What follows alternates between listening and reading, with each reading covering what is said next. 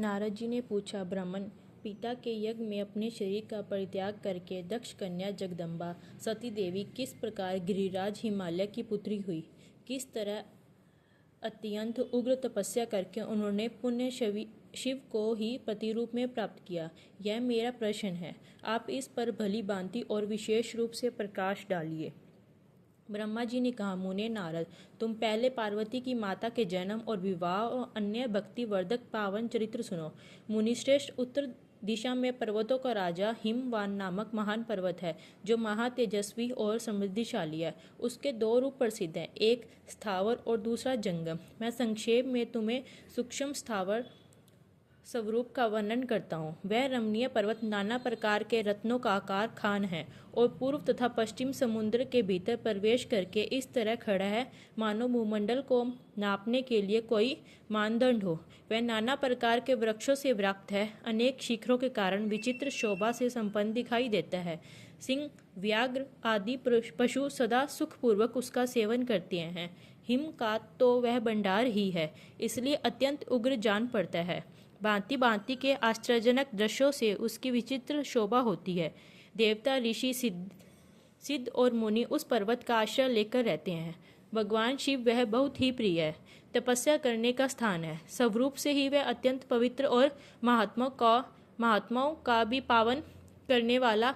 तपस्या में वह अत्यंत शीघ्र सिद्धि प्रदान करता है। अनेक प्रकार के धातुओं की खान और शुभ है। वही दिव्य शरीर धारण करके सर्वांग सुंदर रमणीय देवताओं के रूप में भी स्थित है। भगवान विष्णु का अविकृत अंश है, इसलिए वह शैलराज साधु संतों को अधिक प्रिय है। एक समय गिरिवर हिमवान ने अपनी कुल परंपरा की स्थिति और धर्म की वृद्धि के लिए देवताओं तथा पितरों का हित करने की अभिलाषा से अपना विवाह करने की इच्छा की। मुनिवर, उस समय अवसर पर संपूर्ण देवता अपने स्वार्थ का विचार करके दिव्य पितरों के पास आकर उनसे प्रसन्नतापूर्वक बोले। देवताओं ने कहा, पितरों, आप सब लोग प्रसन्नचित्त होकर हमारी बात सुने, और यदि देवताओं का कार्य सिद्ध करना हो, आपको भी अभिष्ट तो शीघ्र ही वैसा करें। आपकी ज्येष्ठ पुत्री, जो मेना नाम से प्रसिद्ध है, वह मंगल रूपनी है। उनका विवाह आप लोग अत्यंत प्रसन्नतापूर्वक हिमवान पर्वत से कर दें। ऐसा करने पर आप सब लोगों को सर्वथा महान लाभ होगा, और देवताओं के दुखों का निवारण भी पग पग पर होता रहेगा। देवताओं की यह बात सुनकर पितरों ने परस्पर विचार करके स्वीकृति दे दी और अपनी पुत्री मेनका को विधि पूर्वक हिमालय के हाथ में दे दिया। उस परम मंगलमय विवाह में बड़ा उत्सव मनाया गया। मुनीश्वर नारद, मेनका के साथ हिमालय के शुभ विवाह का यह सुखद प्रसंग मैंने तुम्हें प्रसन्नतापूर्वक कहा। अब और क्या सुनना चाहते हो? नारद जी ने पूछा, विद्वन, अब आदर पूर्वक मेरे सामने मेन की उत्पत्ति का वर्णन कीजिए। किस प्रकार शाप प्राप्त हुआ यह कहिए, और मेरे संदेह का निवारण कीजिए। ब्रह्मा जी बोले, मुने, मैंने अपने दक्ष नामक जिस पुत्र की पहले चर्चा की है, उनके 60 कन्याएं हुई थी, जो सृष्टि की उत्पत्ति के कारण बनी।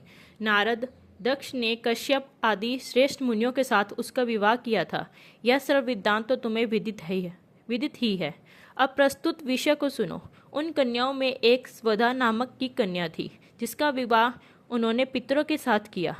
स्वधा की 3 पुत्रियां थीं, जो सौभाग्य, शालिनी और धर्म की मूर्ति थी।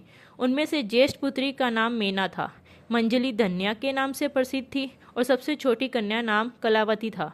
ये सारी कन्याएं पितरों की मानसी पुत्रियां थीं, उनके मन से प्रकट हुई थी। इनका जन्म किसी माता के गर्भ से नहीं हुआ था, अतएव ये अयोनिजा थी, केवल लोक व्यवहार से स्वादा की पुत्री मानी जाती थी।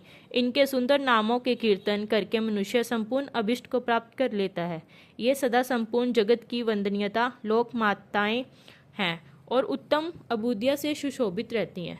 सब की सब परम योगिनी, ज्ञान निधि तथा तीनों लोकों में सर्वत्र जा सकने वाली है। मुनीश्वर, एक समय वे तीनों बहनें भगवान विष्णु के निवास स्थान श्वेत द्वीप में उनका दर्शन करने के लिए गई। भगवान विष्णु को प्रणाम करके और उनको भक्तिपूर्वक उनकी स्तुति करके वे उन्हीं की आज्ञा से वहां ठहर गई। उस समय वहां संतों का बड़ा भारी समाज एकत्र हुआ था। मुने, उसी अवसर पर मेरे पुत्र सनकादि सद्गुण भी वहां गए थे और श्री हरि की स्तुति वंदना करके उन्हीं की आज्ञा से वहां ठहर गए। सनकादि मुनि देवताओं के आदिपुरुष और संपूर्ण लोकों में वंदित हैं। वे जब वहां आकर खड़े हुए उस समय श्वेत द्वीप के लोग उन्हें देखकर प्रणाम करते हुए उठ खड़े हो गए, परंतु ये तीनों बहनें उन्हें देखकर वहीं नहीं उठी। इससे सनतन कुमार उनको मर्यादा रक्षार्थ उन्हें स्वर्ग से दूर होकर नर स्त्री बनने का शाप दे दिया। फिर उनके प्रार्थना करने पर वे प्रसन्न हो गए और बोले। सनत कुमार ने कहा, पितरों की तीनों कन्याएं, तुम प्रसन्नचित होकर मेरी बात सुनो। यह तुम्हारे शोक नाश करने वाली ही सदा ही तुम्हें सुख देने वाली है। तुम में से जो ज्येष्ठ है वह भगवान विष्णु की अंशबुद्ध हिमालय गिरी की पत्नी हो। उनमें से जो कन्या होगी वह पार्वती के नाम से विख्यात होगी। पितरों की दूसरी प्रिय कन्या योगिनी धन्या राजा जनक की पत्नी होगी। उनकी कन्या के रूप में महालक्ष्मी अवतीर्ण होगी, जिसका नाम सीता होगा।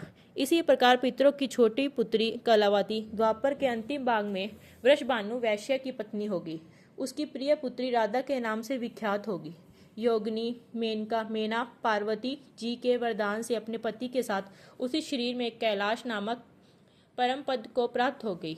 दान्या उसके पति जनक कुल में उत्पन्न हुई। जीवन मुक्ति महायोगी राजा सिरध्वज लक्ष्मी स्वरूपा सीता के प्रभाव से वैकुंठ धाम में जाएंगे।